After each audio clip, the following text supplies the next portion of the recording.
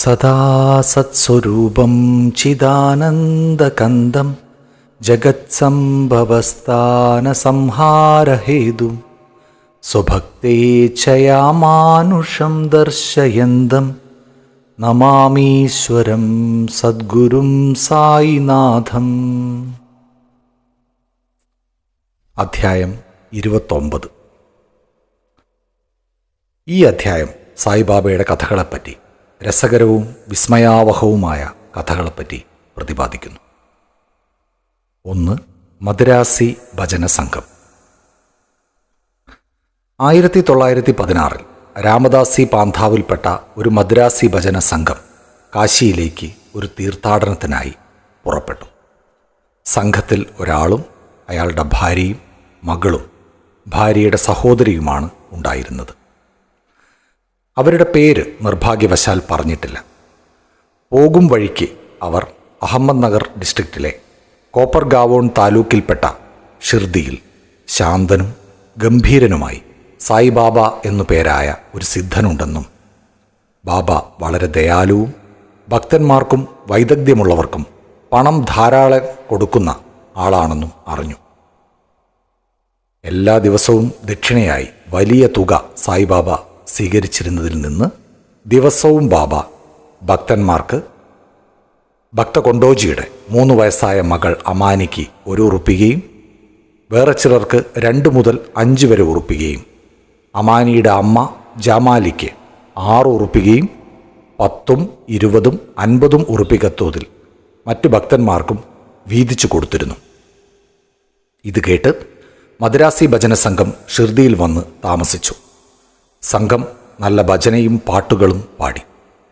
അവർ ഉള്ളിൽ പണത്തിനു വേണ്ടി ആശിക്കുകയായിരുന്നു. സംഘത്തിൽ 3 പേർ അത്യാർത്ഥിക്കാരായിരുന്നു.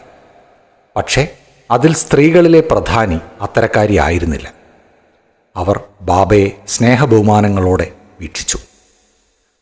ഒരിക്കൽ മധ്യാഹ്ന ആരതി നടക്കുമ്പോൾ അവരുടെ ഭക്തി കണ്ട് സന്തോഷിച്ച് സായിബാബ അവർക്ക് അവരുടെ ഇഷ്ടദേവതയുടെ ദർശനം കൊടുത്തു. അവർക്ക് ബാബ സീതാനാഥനായിട്ടാണ് കാണപ്പെട്ടത്. മറ്റുള്ളവർക്ക് സാധാരണ പോലെ ബാബയും. അവർ ആനന്ദാശ്രുക്കൾ തൂകി സന്തോഷാധിക്യം കൊണ്ട് കൈയടിക്കാൻ തുടങ്ങി. ജനങ്ങൾ അവരുടെ ആനന്ദം കണ്ട് വിസ്മയിച്ചെങ്കിലും അതിൻ്റെ കാരണം മനസ്സിലാക്കിയില്ല. പിന്നീട് വൈകുന്നേരം അവർ എല്ലാ കാര്യവും ഭർത്താവിനോട് പറഞ്ഞുകൊടുത്തു. സായിബാബയിൽ ശ്രീരാമനെ ദർശിച്ച വിവരവും പറഞ്ഞു. അയാൾ കരുതിയത് ശുദ്ധഹൃദയയായതുകൊണ്ട് മനസ്സിൻ്റെ വിഭ്രാന്തിയാൽ ശ്രീരാമനെ ദർശിച്ചതായി കരുതിയിരിക്കുമെന്നാണ്. അയാൾ അവർ മാത്രം ശ്രീരാമനെ കാണുന്നത് എങ്ങനെ എന്ന് പറഞ്ഞ് അത് വളരെ നിസ്സാരമാക്കി തള്ളി. പക്ഷേ അവർ അത് വകവയ്ക്കാതെ മനഃശാന്തി കിട്ടുമ്പോഴെല്ലാം രാമദർശനം അനുഭവിച്ചു കൊണ്ടിരുന്നു. വിസ്മയാവഹമായ ദർശനം. സ്ഥിതിഗതികൾ മേൽപ്രകാരമായിരിക്കെ ഭർത്താവിന് സ്വപ്നത്തിൽ വിസ്മയാവഹമായ ഒരു ദർശനം കിട്ടി. അത് ഇപ്രകാരമായിരുന്നു. അയാൾ ഒരു വലിയ പട്ടണത്തിലാണ്. പോലീസ് അയാളെ അറസ്റ്റ് ചെയ്ത് കൈകൾ കൂട്ടിക്കെട്ടി ലോക്കപ്പിലിട്ടിരിക്കുകയാണ്.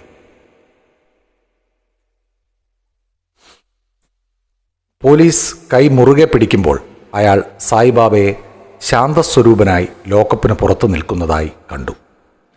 സായിബാബയെ അടുത്ത് കണ്ടപ്പോൾ അയാൾ ദീനദീനം പറഞ്ഞു, അവിടുത്തെ പ്രശസ്തി കേട്ടാണ് ഞാനിവിടെ വന്നത്.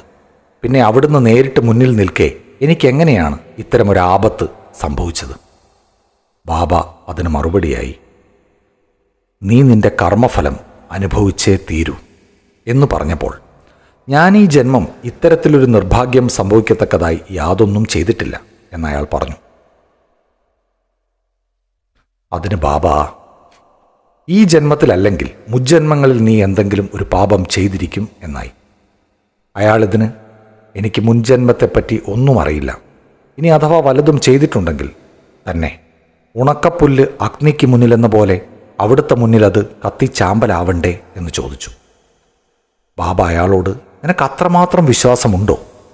അയാൾ ഉണ്ട് എന്ന് പറഞ്ഞപ്പോൾ ബാബ അയാളോട് കണ്ണടയ്ക്കാൻ പറഞ്ഞു. കണ്ണടച്ച ഉടനെ എന്തോ വീഴുന്ന ശബ്ദം കേട്ട് കണ്ണു തുറന്നു നോക്കിയപ്പോൾ അയാൾ സ്വതന്ത്രനായും പോലീസുകാർ മുറിപറ്റി രക്തമൊലിപ്പിച്ച് കിടക്കുന്നതായും കണ്ടു.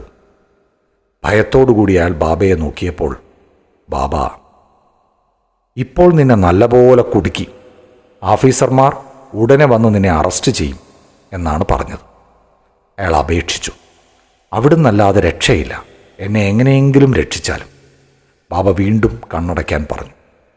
അയാൾ കണ്ണടച്ച് തുറന്നു നോക്കിയപ്പോൾ അയാൾ ലോക്കപ്പിന് പുറത്തു വന്ന് സ്വതന്ത്രനായി ബാബയുടെ അരികത്ത് നിൽക്കുന്നതായി കണ്ടു. അയാൾ ഉടനെ ബാബയുടെ പാദങ്ങളിൽ വീണു. ബാബ അയാളോട് ചോദിച്ചു, ഈ നമസ്കാരവും മുമ്പ് ചെയ്ത നമസ്കാരങ്ങളും തമ്മിൽ വല്ല വ്യത്യാസവുമുണ്ടോ? നല്ലവണ്ണം ആലോചിച്ചിട്ട് മറുപടി പറയണം. അയാൾ പറഞ്ഞു, അവ തമ്മിൽ വലിയ അന്തരമുണ്ട്. എൻ്റെ മുമ്പത്തെ നമസ്കാരങ്ങളെല്ലാം അവിടത്തോട് പണം കിട്ടാൻ വേണ്ടി ചെയ്തവയായിരുന്നു. പക്ഷേ ഇപ്പോഴത്തെ നമസ്കാരം അവിടുത്തെ ദൈവമായി കരുതിയിട്ടുള്ളതാണ്. കൂടാതെ അവിടുന്നൊരു മുഹമ്മദീയനാണെന്നും ഞങ്ങൾ ഹിന്ദുക്കളെ കേടുവരുത്തുകയാണെന്നുമുള്ള വെറുപ്പും മുമ്പ് എനിക്കുണ്ടായിരുന്നു. ബാബ ചോദിച്ചു, നീ മുഹമ്മദൻ ദൈവത്തിൽ വിശ്വസിക്കുന്നില്ലേ? അയാൾ ഇല്ല എന്ന് മറുപടി നൽകി. ഉടനെ ബാബ ചോദിച്ചു, നിന്റെ വീട്ടിൽ ഒരു കയ്യിൻ്റെ ചിഹ്നമില്ലേ? അത് നിങ്ങൾ മുഹറം കാലങ്ങളിൽ ആരാധിക്കാറില്ലേ? കൂടാതെ നിന്റെ വീട്ടിൽ കാദ് ബീബി എന്നൊരു മുഹമ്മദൻ ദൈവമുള്ളതിനെ നിങ്ങൾ വിവാഹ അവസരങ്ങളിലും മറ്റ് ആഘോഷ ദിവസങ്ങളിലും പ്രീതിപ്പെടുത്താറില്ലേ? അത് ശരിയല്ലേ? അയാൾ അതെല്ലാം സമ്മതിച്ചു. അപ്പോൾ ബാബ ചോദിച്ചു, ഇനി എന്തു വേണം നിനക്ക്? അപ്പോൾ അയാൾക്ക് ഗുരു രാമദാസിനെ കാണണമെന്ന് തോന്നി. ബാബ പിന്നോട്ട് നോക്കാൻ പറഞ്ഞു. തിരിഞ്ഞു നോക്കിയപ്പോൾ രാമദാസ് മുന്നിൽ നിൽക്കുന്നു. അയാൾ കാൽക്കൽ വീഴാൻ നോക്കുമ്പോഴേക്കും രാമദാസ് മറഞ്ഞു. അപ്പോൾ ജിജ്ഞാസുവായി അയാൾ ബാബയോട് ചോദിച്ചു, അവിടുന്ന് വൃദ്ധനായി കാണപ്പെടുന്നു, അവിടത്തേക്ക് എത്ര വയസ്സായെന്നറിയാമോ? ബാബ ചോദിച്ചു, എന്ത്? ഞാൻ വയസ്സനെന്നു? എൻ്റെ കൂടെ ഒന്ന് ഓടി നോക്ക്, കാണാം. ഇതും പറഞ്ഞ് ബാബ ഓടാൻ തുടങ്ങി. അയാളും ഓടി. ബാബ വിദൂരതയിൽ ഓടി മറഞ്ഞു. അയാൾ പിന്നെയും ഓടുകയാണ്. അപ്പോഴേക്കും അയാൾ ഉണർന്നു. ഉണർന്നു കഴിഞ്ഞപ്പോൾ അയാൾ സ്വപ്നദർശനത്തെപ്പറ്റി ഗാഢമായി ചിന്തിച്ചു. അയാളുടെ മനസ്ഥിതി ആകെ മാറി. ബാബയുടെ മഹത്വം മനസ്സിലായി തുടങ്ങി. അതിൽ പിന്നെ ദുരാഗ്രഹവും മറ്റും മാറി. ബാബയോട് യഥാർത്ഥ ഭക്തി ഉണ്ടാവാൻ തുടങ്ങി. ഈ ദർശനം വെറും സ്വപ്നമായിരുന്നെങ്കിലും ചോദ്യോത്തരങ്ങൾ മർമ്മപ്രധാനങ്ങളും രസകരങ്ങളുമായിരുന്നു. പിറ്റേന്ന് പുലർച്ചെ എല്ലാവരും ആരതിക്ക് മസ്ജിദിൽ വന്നപ്പോൾ ബാബ അയാൾക്ക് 2 ഉറുപ്പികയുടെ മധുരപലഹാരങ്ങൾ കൊടുത്തു. കൂടാതെ 2 ഉറുപ്പികയും കൊടുത്ത് അയാളെ അനുഗ്രഹിച്ചു. കുറച്ച് ദിവസവും കൂടി ബാബ അവരെ അവിടെ നിർത്തി. പിന്നീട്, അല്ലാ നിങ്ങളെ സുഭിക്ഷമാക്കും, നിങ്ങൾക്ക് നന്മ വരുത്തും എന്ന് അനുഗ്രഹിച്ചു. അയാൾക്ക് കൂടുതൽ പണം കിട്ടിയില്ലെങ്കിലും അതിലും എത്രയോ വലുതും പ്രയോജനകരവുമായ ബാബയുടെ അനുഗ്രഹം വേണ്ടുവോളം കിട്ടി. സംഘത്തിന് പിന്നീട് വേണ്ട പണം കിട്ടുകയും തീർത്ഥയാത്ര യാതൊരു വിഷമവും കൂടാതെ പൂർത്തിയാക്കുകയും ചെയ്തു. ബാബയെ സ്മരിച്ചും വാഴ്ത്തിയും അവർ സുരക്ഷിതമായി വീട്ടിൽ മടങ്ങിയെത്തി.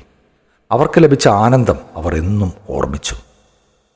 ഈ കഥ ബാബയുടെ പല സമ്പ്രദായങ്ങളിൽ ഒന്നായ ഭക്തന്മാരെ നന്നാക്കാനുള്ള പ്രത്യേക വിധത്തെയാണ് സൂചിപ്പിക്കുന്നത്. ടെണ്ടുൽക്കർ കുടുംബം. ബോംബെക്കടുത്ത് ബാന്ദ്രയിൽ ഒരു ടെണ്ടുൽക്കർ കുടുംബം താമസിച്ചിരുന്നു. എല്ലാ അംഗങ്ങളും ബാബ ഭക്തരായിരുന്നു. മിസ്സിസ് സാവിത്രി ടെണ്ടുൽക്കർ ശ്രീ സായിനാഥ് ഭജനമാല എന്ന പേരിൽ മറാത്തിയിൽ സായിബാബയുടെ ലീലകളെ പ്രകീർത്തിച്ച് ഒരു പുസ്തകം തന്നെ രചിച്ചിട്ടുണ്ട്. ബാബയിൽ താൽപ്പര്യമുള്ളവർക്ക് വായിക്കാൻ പറ്റിയ പുസ്തകമാണ്. മകൻ ടെണ്ടുൽക്കർ മെഡിക്കൽ പരീക്ഷയ്ക്ക് വേണ്ടി രാപ്പകൽ പഠിക്കുകയായിരുന്നു. ജാതകം നോക്കിയപ്പോൾ ഗ്രഹപ്പിഴയാണെന്നും അക്കൊല്ലം പരീക്ഷയ്ക്ക് പോകരുതെന്നും അടുത്ത കൊല്ലം പാസ്സാവുമെന്നും കണ്ടു. ഇത് കാരണം അയാൾ നിരാശനായി, മനഃശാന്തിയില്ലാതായി. കുറച്ച് ദിവസങ്ങൾക്ക് ശേഷം അയാളുടെ അമ്മ ഷിർദിയിൽ പോയി ബാബയെ ദർശിച്ചു. കൂടെ മകൻ്റെ പരീക്ഷാ വിവരവും നിരാശയും എല്ലാം അവർ ബാബയോട് പറഞ്ഞു. ബാബ ഇത് കേട്ട് പറഞ്ഞു, മകനോട് പറയൂ, എന്നെ വിശ്വസിക്കാനും ജാതകവും ജ്യോത്സ്യവും കൈനോട്ടവുമെല്ലാം ദൂരെ എറിയാനും പരീക്ഷയ്ക്ക് നല്ലവണ്ണം പഠിക്കാനും സമാധാനത്തോടുകൂടി പരീക്ഷ എഴുതട്ടെ. അവൻ ഈ കൊല്ലം തന്നെ പാസ്സാകും. എന്നിൽ വിശ്വസിക്കാനും നിരാശനാകാതിരിക്കാനും പറയൂ. അമ്മ വീട്ടിൽ വന്നു. ബാബയുടെ സന്ദേശം മകനെ അറിയിച്ചു. അയാൾ നല്ലതുപോലെ പഠിച്ച് പരീക്ഷയ്ക്കിരുന്നു. എഴുത്തു പരീക്ഷ നന്നായി ചെയ്തു. പക്ഷേ ആശങ്ക കൊണ്ട് ജയിക്കാൻ മാർക്ക് കിട്ടില്ലെന്ന് അയാൾ ഭയപ്പെട്ട് നേരിട്ട് ഉത്തരം പറയേണ്ടുന്ന പരീക്ഷയ്ക്ക് ഹാജരാവുന്നില്ലെന്ന് വെച്ചു. പരീക്ഷകൻ അയാളെ വിട്ടില്ല. അയാളുടെ ഒരു സതീർത്ഥ്യനെ അയച്ച് അയാൾ എഴുത്തു പരീക്ഷയിൽ ജയിച്ചുവെന്നും പരീക്ഷയ്ക്ക് ഹാജരാവണമെന്നും അറിയിച്ചു. മകൻ അങ്ങനെ പ്രോത്സാഹിതനായി നേരിട്ട് ഉത്തരം പറയുന്ന പരീക്ഷയ്ക്കും ഹാജരായി. രണ്ടിലും ജയിച്ചു. അങ്ങനെ ബാബയുടെ അനുഗ്രഹം കൊണ്ട് ഗ്രഹപ്പിഴ അനുഭവിക്കാതെ അയാൾ വിജയിച്ചു. ഇതിലെന്താണ് മനസ്സിലാക്കാനുള്ളതെന്നായി. സംശയങ്ങളും വിഷമങ്ങളും നമ്മെ വലയം ചെയ്യുന്നത് നമ്മെ ഇളക്കി ഉറച്ച വിശ്വാസം ഉണ്ടാക്കാനാണെന്നാണ് ഇതിൽ നിന്നും മനസ്സിലാക്കേണ്ടത്. നാം അങ്ങനെ പരീക്ഷിക്കപ്പെടുന്നു. ബാബയെ വിശ്വസിച്ച് മുന്നോട്ട് പോയാൽ നമ്മുടെ അധ്വാനം വിജയത്തിൽ അവസാനിക്കുമെന്നതിന് സംശയമില്ല. ഈ കുട്ടിയുടെ അച്ഛൻ രഘുനാഥ് റായ് ബോംബെയിലെ ഒരു വിദേശ വാണിജ്യ സ്ഥാപനത്തിൽ ജോലിക്കാരനായിരുന്നു. അയാൾക്ക് വയസ്സായതിനാൽ പണിയെടുക്കാൻ കഴിയാതെ ലീവ് എടുത്ത് വിശ്രമിക്കുകയായിരുന്നു. ദേഹം നന്നാവാത്തതിനാൽ ലീവ് നീട്ടുകയോ പിരിയുകയോ രണ്ടാലൊന്ന് വേണമെന്ന നിലയിലായി. അയാളൊരു വിശ്വസ്ത ജീവനക്കാരനായതിനാൽ ചീഫ് മാനേജർ അയാളെ ജോലിയിൽ നിന്ന് പിരിക്കാനും പെൻഷൻ അനുവദിക്കാനും തീരുമാനിച്ചു. എത്രയാണ് പെൻഷൻ തുക നിശ്ചയിക്കേണ്ടതെന്ന് പരിഗണനയിലായിരുന്നു. അയാൾക്ക് 150 കാ ശമ്പളമായിരുന്നു. അതിൽ പാതി 75 കാ കൊണ്ട് കുടുംബം പുലർത്താൻ സാധ്യമല്ല. അതുകൊണ്ട് എല്ലാവരും ഇക്കാര്യത്തിൽ വ്യാകുലപ്പെട്ടു. അവസാന തീരുമാനത്തിൻ്റെ 15 ദിവസങ്ങൾക്ക് മുമ്പ് ബാബ അയാളുടെ ഭാര്യയ്ക്ക് സ്വപ്നത്തിൽ ദർശനം കൊടുത്തു. 100 കാ പെൻഷൻ നിശ്ചയിക്കുമെന്ന് ഞാൻ ആശിക്കുന്നു. അതുകൊണ്ട് നിങ്ങൾ തൃപ്തരാണോ എന്ന് ചോദിച്ചു. അവർ അതിന്, ബാബ, എന്നോടെന്തിനാണിത് ചോദിക്കുന്നത്? ഞങ്ങൾ അങ്ങയെ പരിപൂർണമായി വിശ്വസിക്കുന്നു എന്ന് മറുപടിയും പറഞ്ഞു.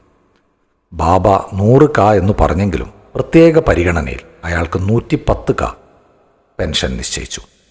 ബാബ ഭക്തന്മാരുടെ കാര്യത്തിൽ അത്രമാത്രം സ്നേഹവും ഔത്സുക്യവും കാണിച്ചിരുന്നു. മൂന്നാമത്തെ കഥ, ക്യാപ്റ്റൻ ഹത്തെ. ബിക്കാനീറിൽ താമസിച്ചിരുന്ന ക്യാപ്റ്റൻ ഹത്തെ ബാബയുടെ വലിയ ഭക്തനായിരുന്നു.